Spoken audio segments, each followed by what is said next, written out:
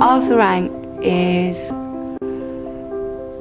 the place where you go to get by a map on your journey with cancer. It shows you every which way you can go for help and support. If they haven't got it here, they'll get it for you. You are number one here. I was at rock bottom really. When it all came back, I couldn't cope with it. I've been coming off and on for the last 4.5 years. I'd get myself back up again and have a break. Then I'm down, and come back. And without them, I don't know where I'd be, really, to be honest with you. The whole cancer process is very much a roller coaster ride. You have very low lows and you have some very high highs, and I think because of that, you know, you've got to have ideally a team of people who understand that and can support you through that process. They're always there if you want to talk to them, if you want to cry on their shoulder, they're always there for you. They offer me counselling, they offer me companionship, they offer me a place where I can relax, where I can release, and where I've got people who can relate to me as well. And that's important to know, that you're not in this boat on your own. It's not just support for myself, it's support for the whole family, and they have always got time for you, always.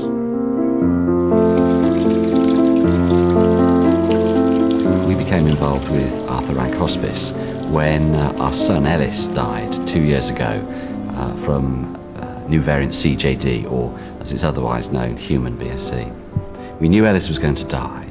We didn't know how long he had to live. It could have been 9 weeks, it could have been 9 months. But we knew we couldn't care for him to his needs at home, so we had to find somewhere.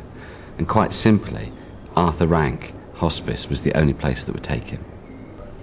I couldn't have coped physically at home with my son. He was over 6 foot, and by that time he couldn't walk, he couldn't talk, he couldn't feed himself or dress himself. So I don't know what we would have done. I just couldn't physically have managed. I would say the most important thing was that they treated him like a man, and they treated us like a family.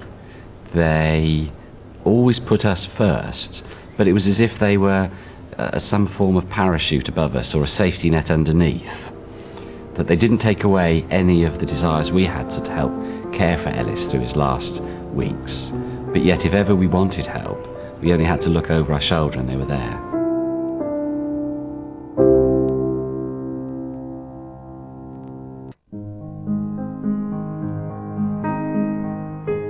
I just don't know what I would have done without them. I mean, it's as simple as that. You literally go from being, as William did, a perfectly fit and healthy man, and within a few minutes of being told by the consultant what the problem is, it all changes. It is a very scary journey.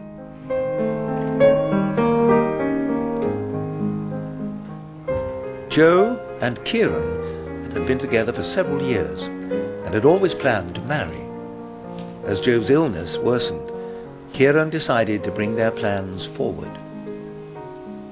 There was one day where I just noticed that her breathing had gotten worse, and I didn't think she was going to be with us for too much longer, and made a decision to try and get married. It took place right here in this garden. Joe was wheeled out in her wedding dress on her bed, and we had all our family and friends around us, and everybody pulled together and made it happen, especially the staff at Arthur Rank. We got a registrar here, we got suits from dry cleaners that were closed, we got champagne, we got absolutely everything. We were giving Jo her dream, but I knew that she wouldn't be with us for more than a couple of days. But it was a most spectacular day. It was a miracle, basically, that it all came together. It really was.